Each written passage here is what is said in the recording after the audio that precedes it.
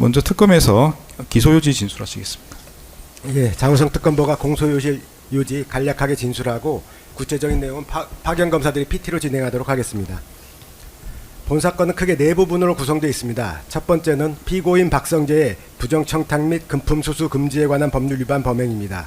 두 번째는 피고인 박성재의 내란 중요임무 종사에 관한 범행이고, 세 번째는 이에 부수한 피고인 박성재의 직권남용 권리행사 방해에 관한 범행입니다. 마지막으로 이완규 전 법제처장이 국회 법제사법위원회에서의 위증입니다. 이하 내용은 파견 검사들이 PT로 진행하겠습니다. 네, 안재욱 검사입니다. 예, 지금부터 서울중앙지방법원 2025 고합 1670호 피고인 박성재, 피고인 이완규 사건에 대하여 특별검사 측 공소 사실에 대한 모두 진술을 시작하겠습니다. 우선 피고인 박성재, 이하 피고인이라고만 호칭하겠습니다. 지위, 양력, 그리고 윤석열 전 대통령과 전 영부인 김건희 부부 사이의 관계에 대해서 말씀드리겠습니다. 이하에서는 시간 관계상 윤석열과 김건희로만 약칭하겠습니다. 자, 피고인은 1985년 11월 제27회 사법시험에 합격하고 검사로 인간하여 근무하던 중 1994년 대구지방검찰청에서 당시 초임검사였던 윤석열과 2년간 함께 근무하며 친분을 쌓았습니다. 그리고 피고인은 2014년 대구고검장을 지낼 당시 이른바 국정원 댓글 사건으로 인해 대구고검으로 자천된 윤석열을 다시 만나 근무하면서 또 한 번 친분을 쌓게 되었습니다. 이후 피고인은 2024년 2월 윤석열 정부의 두 번째 법무부 장관으로 취임하였고, 비상계엄 이후인 2025년 6월 퇴임하였습니다. 다음으로 피고인과 윤석열, 김건희 부부와의 관계에 대하여 말씀드리겠습니다. 피고인이 법무부 장관으로 임명된 이후 순직 해병 사건에 대한 수사 외압 의혹, 김건희의 도이치모터스 주가 주작 의혹과 명품백 수수 의혹, 그리고 명태균과 건진법사에 의한 국정농단 의혹 등이 순차적으로 제기되었고, 결국 야당의 주도하에 국회는 총 3건의 최해병 특검법과 총 14건의 소위 김건희 특검법을 발의하였는데, 당시 지지율 하락과 22대 총선 참패로 인해 요소 야대 상황이 더욱 가중되자 윤석열 정부는 이 두 특검법이 시행되는 것을 저지하기 위해서 총력을 다하고 있는 형국이었습니다. 이러한 상황에서 김건희는 피고인에게 텔레그램 등으로 연락하여 각종 수사의 피의자인 자신에 대한 수사를 무마하여 줄 것을 요구하였고, 이에 피고인은 김건희와 수시로 연락하며 수사 관련 정보를 공유하고 수사 무마 방안을 강구하기에 이르렀습니다. 또한 피고인은 야당이 앞서 설명드린 두 특검법을 지속적으로 발의하는 상황에 대응하기 위하여 당시 법무부 검찰국장 및 기획조정실장으로 하여금 특검법 입법 사항 등을 보고하도록 하였고, 특검법 수정안 설명 자료 등을 당시 여당인 국민의힘에 전달하게끔 하였습니다. 이어 피고인은 당시 공수처에서 수사 진행 중이던 순직 해병 사건의 피의자 이종섭의 변호인을 통해 순직 해병 사건 관련 수사 정보를 공유받았고, 윤석열의 정치적 입지를 축소시킬 수 있는 명태균 관련 사건의 수사 진행 상황을 파악하기 위하여 법무부 검찰국 공공형사과장으로 하여금 텔레그램을 통하여 수사 상황을 보고하도록 지시하고, 이에 따라 실제로 명태균 사건의 수사 상황을 수시로 보고받기도 하였습니다. 이렇듯 피고인은 윤석열, 김건희 부부와 이해관계를 공유하는 매우 밀접한 정치적 공동체 관계를 형성하고 있었습니다. 이제부터는 피고인 박성재의 부정청탁 및 금품 등 수수의 금지에 관한 법률 위반의 점에 대하여 말씀드리겠습니다. 적용법조는 부정청탁 및 금품 등 수수의 금지에 관한 법률 제5조 제1항 제15호 제6조 제22조 제2항 제1호입니다. 앞서 말씀드린 바와 같은 정치 및 수사 상황과 피고인과 윤석열 부부 사이의 밀접한 관계 속에서 김건희는 2024년 5월 5일 텔레그램 메신저를 통해 피고인에게 김정숙 및 김혜경에 대한 수사 미진의 이유와 혹시 대검 측에서 수사를 막은 행위가 있었는지 등에 대한 적절한 의문 제기도 필요라는 내용 등의 메시지를 전송하였고, 김건희 자신이 피의자로 입건된 명품백 수수 의혹 사건과 관련하여서는 당시 검찰총장이었던 이원석이 사건 전담 수사팀을 구성하도록 지시한 경위와 구체적인 수사 진행 상황 등을 파악해달라는 등의 부정한 청탁을 하였습니다. 피고인은 위와 같은 부정한 청탁에 응하여 당시 법무부 검찰국 형사기획과장 임세진에게 김건희 명품백 사건 수사 진행 상황을 보고할 것을 지시하였고, 이러한 지시를 수명한 형사기획과장으로부터 명품백 수수 의혹 사건에 대한 수사 진행 경과를 보고받았습니다. 피고인은 이와 같이 김건희로부터 부정한 청탁을 받고 법무부 검찰국 형사기획과장 임세진으로부터 김건희에 대한 수사 상황을 확인하도록 지시하고 이를 보고받는 등 부정 청탁에 따른 직무를 수행하였다는 혐의로 기소되었습니다. 다음으로 피고인의 내란 중요 임무 종사의 점입니다. 적용법전은 형법 제87조 제2호입니다. 먼저 피고인의 내란 중요 임무 종사 범행의 개요입니다. 피고인이 종사한 내란 중요 임무의 첫 번째는 피고인이 12월 3일 12.3 비상계엄 선포 직후 법무부 출입국 외국인 정책본부장에게 계엄사령부의 출국 금지 요청에 대비하여 출국 금지 업무 담당자를 대기하도록 지시하였다는 것이고, 두 번째는 피고인이 법무부 교정본부장에게도 계엄 포고령 위반자 등에 대한 수용 공간을 확보하기 위해 수용 현황을 확인하고 수용 공간을 마련할 것을 지시하였다는 것이며, 마지막으로 세 번째는 피고인이 비상계엄 선포 직후 법무부 간부회의에서 검찰국 검찰과장 등에게 계엄사령부의 합동수사본부에서 검사 등 인력 파견 요청이 있으면 이에 따를 것을 지시하였다는 것입니다. 다음으로 각각의 상세한 내란 중요 임무 종사 범죄 사실에 대한 설명에 앞서 윤석열의 12.3 비상계엄으로 인한 내란 범죄 행위에 대해서 우선 먼저 간략히 설명드리도록 하겠습니다. 우선 우리 법제상의 비상계엄 선포 요건입니다. 보시는 바와 같이 헌법 제77조와 계엄법 제2조는 대통령은 전시사변 또는 이에 준하는 비상사태 시, 즉 적과 교전 상태에 있거나 사회질서가 극도로 교란되어 행정 및 사법 기능 수행이 현저히 곤란한 경우에 한하여 병력으로서 군사상의 필요에 응하거나 공공의 안녕 질서를 유지할 필요가 있을 때에만 비상계엄을 선포할 수 있다고 규정하고 있습니다. 이렇듯 우리 법제는 예외적인 상황에서 그리고 엄격한 요건 하에서만 대통령의 비상계엄 선포권을 인정하고 있는 것입니다. 그러나 윤석열은 당시 전시사변 또는 이에 준하는 비상사태가 발생하지 않았음에도 여소야대 상황에서 거대 야당이 단독으로 쟁점 법안을 처리하고 국무위원에 대한 탄핵소추안을 연속적으로 의결하고 윤석열 정부의 주요 사업 예산까지 삭감하기에 이르자 국회의원 체포조를 운영하여 윤석열 자신이 소위 반국가 세력이라고 규정한 정치적 반대 세력, 즉 야당 국회의원 등을 체포 및 구금하고 이를 통해 계엄 해제 요구권이 있는 유일한 헌법기관인 국회를 무력화시키고 부정선거 등에 대한 증거를 확보할 목적으로 또 다른 헌법기관인 선거관리위원회를 무력으로 점거하는 등 국헌문란의 목적으로 군 병력을 동원한 비상계엄을 선포하기로 마음먹고 마침내 2024년 12월 3일 22시 27분경 전국에 비상계엄을 선포하기에 이르렀습니다. 하지만 그 비상계엄은 위와 같이 엄격한 비상계엄 선포의 요건을 충족시키지도 못하는 위법적인 것이었고, 심지어 그 과정에서 정상적인 국무회의의 심의를 거치지도 아니하는 등 중대한 절차적 하자도 있었습니다.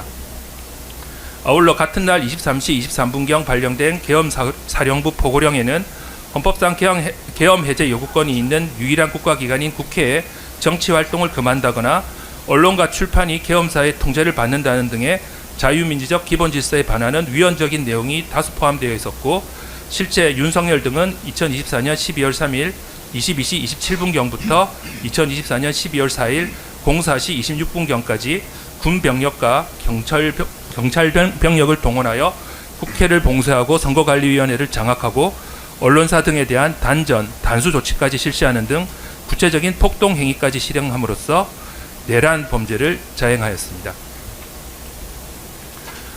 이러한 내란 행위의 준비와 그 실행 과정에서 위와 같이 내란 행위의 수괴라고 할 수 있는 윤석열이 법무부 장관인 피고인에게 지시한 부분을 진술하겠습니다. 우선 계엄 선포 당일인 2024년 12월 3일 19시 41분 윤석열은 전화로 피고인을 대통령실로 호출하였고, 피고인은 같은 날 20시 14분 대통령실에 도착한 후 같은 날 20시 27분경부터 20시 36분경까지 대통령 집무실에서 윤석열 및 국방부 장관 김용현과 함께 비상계엄 조치 상황을 논의하였습니다. 이어 같은 날 20시 37분경부터 계엄 선포 직전인 21시 10분경까지는 윤석열로부터 계엄사령부 포고령과 법무부 업무 관련 지시사항이 기재된 지시문건 등을 수령하고 이후 순차 도착한 다른 국무위원들이 윤석열로부터 비상개혁과 관련된 지시사항을 수명하는 것도 지켜보았습니다. 비상계엄 선포 직전인 2024년 12월 3일 20시 27분경부터 21시 10분경 사이에 대통령 집무실에서 윤석열은 행안부 장관 이상민에게 언론사 등에 대한 단전 단수 등 지시문건을 교부하였고 국정원장 조태용과 외교부 장관 조태열에게도 각 해당 업무 관련 지시문건을 교부하고 피고인에게 법무부 업무 관련 지시문건을 교부하는 등 구체적인 지시가 이루어졌고 피고인은 위 문건을 수령하고 기타 윤석열의 구두 지시를 메모하는 등 윤석열의 비상계엄 관련 지시를 적극적인 태도로 수명하였습니다. 다음으로 위와 같이 윤석열의 비상계엄 관련 지시를 수명한 피고인이 구체적으로 종사한 내란 중요 임무에 대해서 말씀드리겠습니다. 비상계엄이 선포된 후 피고인은 용산 대통령실에서 나와 가천 법무부 청사로 이동하는 차량 내에서 윤석열로부터 수명한 비상계엄 관련 임무를 수행하기 위해 관련 지시사항을 법무부 간부들에게 순차로 하달하였습니다. 우선 피고인은 2024년 12월 3일 23시 3분경 당시 출입국 외국인 정책본부장이었던 배상업에게 전화하여 계엄 발생한 것을 알고 있느냐, 오고 있느냐, 빨리 와라. 계엄사로부터 출국 금지 요청이 들어올 수 있으니 출국 금지팀을 대기시켜라 라고 지시하였고 이를 수명한 배상업은 출국 금지를 담당하는 직원들이 사무실에서 대기하게 하면서 계엄사에서 출국 금지 요청이 오면 즉시 출국 금지 조치를 진행할 수 있도록 준비하였습니다. 이렇듯 피고인은 윤석열의 정치적 반대 세력과 계엄 포고령 위반자 처단을 위해 출국 금지 제도를 이용할 수 있도록 조치함으로써 내란 중요 임무에 종사하였습니다. 이어 피고인은 2024년 12월 3일 23시 4분경 역시 가천 법무부 청사로 이동하는 차량 안에서 당시 교정본부장이었던 신용해에게 전화하여 비상계엄 상황 아래에서는 수용 공간 확보가 필요하다. 구치소 등 교정시설의 수용 현황 및 수용 여력을 파악하고 서울구치소 등의 수용 공간을 마련하라는 내용의 지시를 하달하였습니다.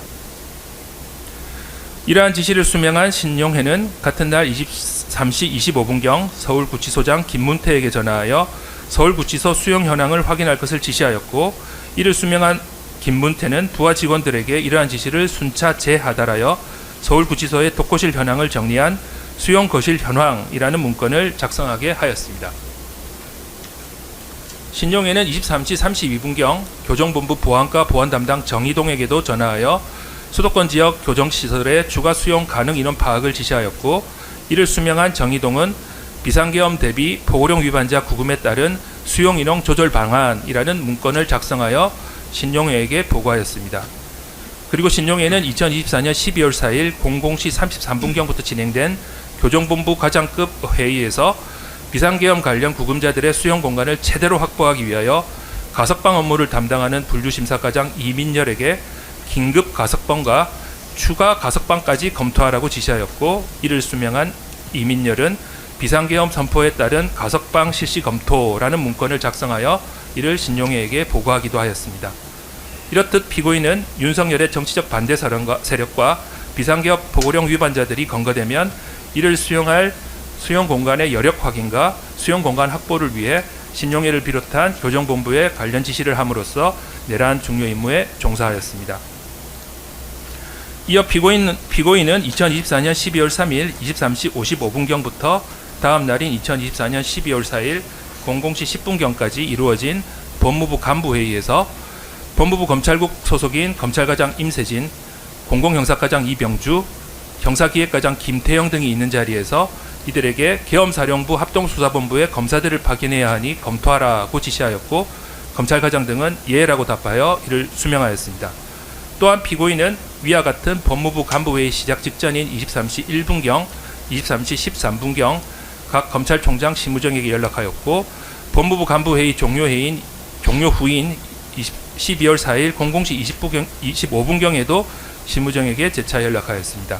이렇듯 피고인은 법무부 고위 간부들에게 위헌 위법한 비상계엄 선포에 따라 설립될 계엄사령부 합동수사본부에 검사를 파견할 것을 지시함으로써 내란 중요 임무에 종사하였습니다. 자, 다음으로 직권남용 권리 행사 방해의 점에 대하여 말씀드리겠습니다. 적용 법조는 형법 제123조입니다.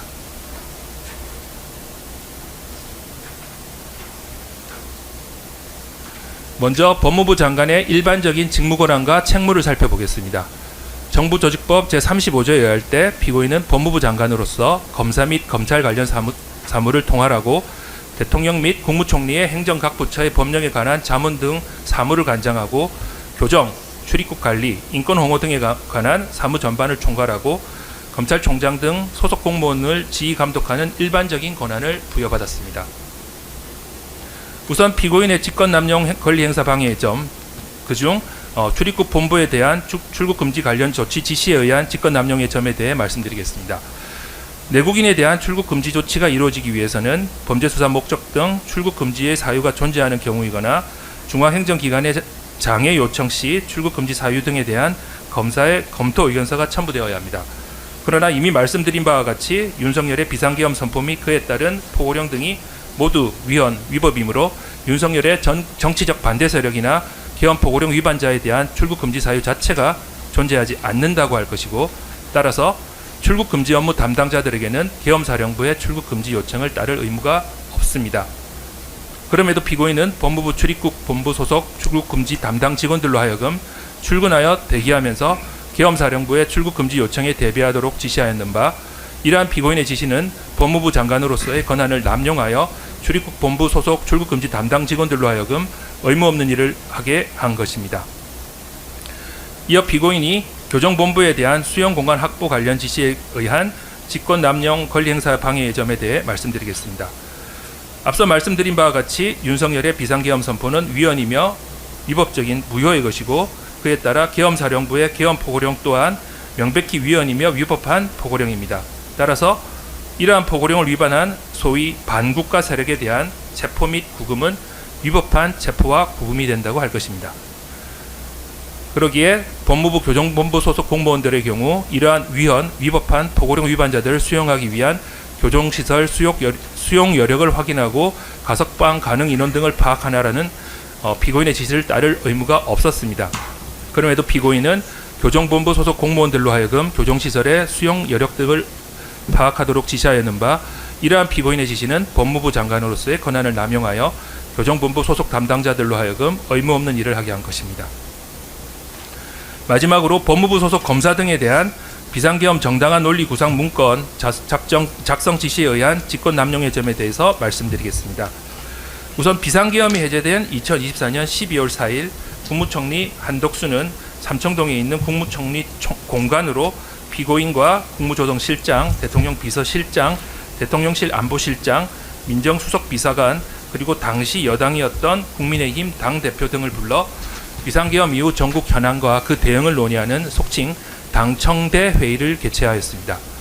당시 피고인을 비롯한 위 회의의 참석자들은 비상계엄 합리화 및 정당한 논리 개발의 필요성에 대해 인식을 공유하게 되었는데, 피고인은 이러한 회의 결과를 업무 수첩에 메모하여 나온 다음 비상계엄을 정당화할 수 있는 논리를 구성하기로 마음먹었습니다.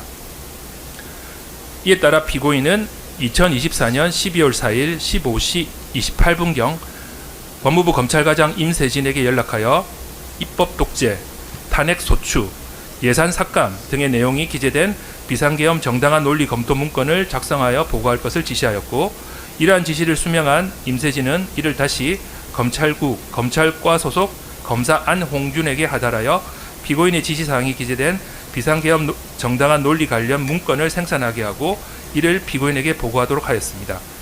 그러나 검찰 인사 관련 업무를 수행하는 검찰국, 검찰과 소속 검사 등 공무원의 경우 위헌, 위법한 윤석열의 비상계엄 선포를 정당화하는 논리를 개발하거나 그러한 문건을 작성할 의무 자체가 없었습니다.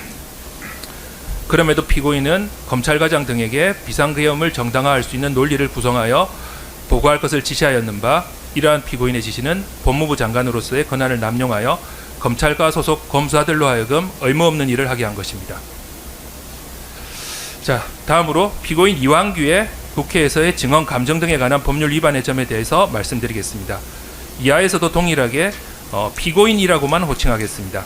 적용 법조는 국회에서의 증언 감정 등에 관한 법률 제14조 제1항입니다. 자, 먼저 피고인의 지위와 양력을 소개해 드리겠습니다.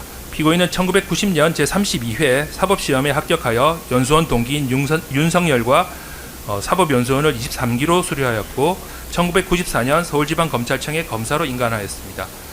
이후 피고인은 윤석열의 대통령 당선 이후인 2022년 5월 제35대 법제처장으로 취임하였고 2025년 7월 4일 퇴임하였습니다.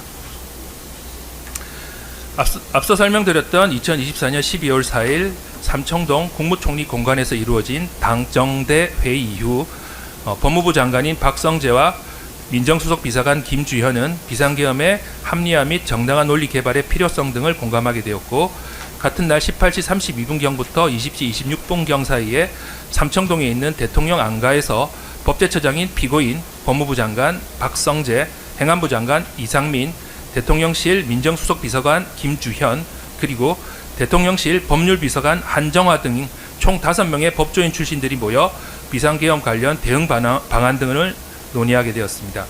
그런데 이후 이러한 삼청동 대통령 안가에서의 회동 사실이 언론에 의해서 알려지자 국회에서는 이러한 모임의 당사자들을 증인으로 출석시켜 삼청동 대통령 안가 모임의 성격과 윤석열의 내란 가담 책임 등을 추궁하는 상황이 발생하게 되었습니다.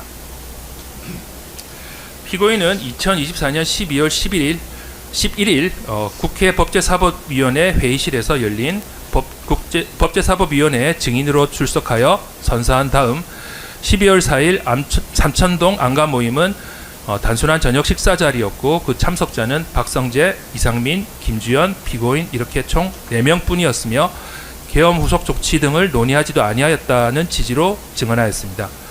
그러나 앞서 말씀드린 바와 같이 12월 4일 삼청동 안가 모임의 경우 그 성격이 단순히 지인 간의 사적 모임이 아닌 비상계엄 관련 대응 방안 등을 논의하기 위한 공적 성격의 모임에 해당하였고 당시 모임에는 대통령실 법률비서관 한정화까지 총 5명이 참석하였을 뿐만 아니라 위 모임에서 위 5명의 참석자들은 당시 비상계엄 관련 향후 대응 방안을 논의하기도 하였습니다.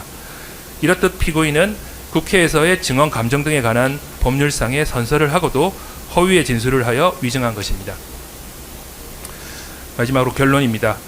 위와 같은 각 범죄 사실들에 대하여 특별검사는 피고인 박성재를 부정청탁 및 금품 수수 등의 금지에 관한 법률 위반죄, 내란 중요 임무 종사죄, 직권남용 권리행사 방해죄로 기소하였고 피고인 이완규를 국회에서의 증언 감정 등에 관한 법률 위반죄로 기소하게 되었습니다.